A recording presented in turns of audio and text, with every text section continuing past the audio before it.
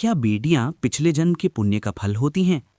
क्या आपने कभी सोचा है कि कुछ घरों में बेटी का जन्म होते ही किस्मत बदल जाती है और लोग कहते हैं ये बेटी नहीं, पिछले जन्म के पुण्य का फल है।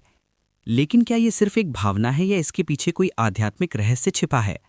हमारे समाज में अक्सर कहा जाता है बेटी घर की लक्ष्मी होती है, लेकिन क्या ये केवल एक परंपरा है या इसके पीछे कोई गहरा आध्यात्मिक सत्य छिपा है? हिंदू धर्म के कई ग्रंथों में यह विचार मिलता है कि हमारे जीवन में आने वाले हर रिश्ते का संबंध हमारे कर्मों से होता है, और इसी रहस्य को विस्तार से समझाया गया है गरुड़ पुराण में। लेकिन सवाल अभी भी वही है, क्या सच में किसी घर में बेटी का जन्म पिछले जन्म के पुण्यों का परिणाम होता है? आज की इस वीडियो में हम इसी रहस्य को समझने की कोशिश करेंगे।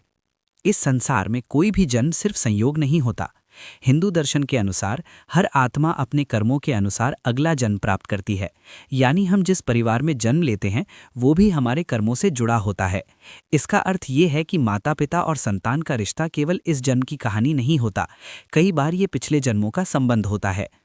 भारतीय संस्कृति में बेटी को देवी का रूप माना गया है। खास तौर पर देवी लक्ष्मी से उसकी तुलना की जाती है। कहा जाता है जहां बेटी होती है वहां प्रेम, सौभाग्य और करुणा का वास होता है। इसी कारण कई लोग मानते हैं कि बेटी का जन्म घर में शुभ ऊर्जा लेकर आता है।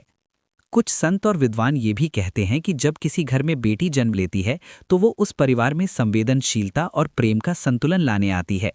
वो केवल एक संतान नहीं होती, वो कई बार उस घर के कर्मों का परिणाम भी होती है। और शायद इसी कारण लोग उसे पिछले जन्म का पुण्य का फल कहते हैं। लेकिन इस विचार का एक और अर्थ भी है। यदि हम बेटी को पुण्य का फल मानते हैं तो उसका सम्मान करना भी हमारा धर्म होना चाहिए, क्योंकि कोई भी पुण्य तभी सार्थक होता है जब हम उसकी कद्र करें। शायद यही कारण है कि कई लोग कहते हैं बेटियां केवल जन्म नहीं लेती, वे किसी घर में ईश्वर का आशीर्वाद बनकर आती हैं। लेकिन अब सवाल आपसे है, क्या आप भी मानते हैं कि बेटियां पिछले जन्म के पुण्य का फल होती हैं?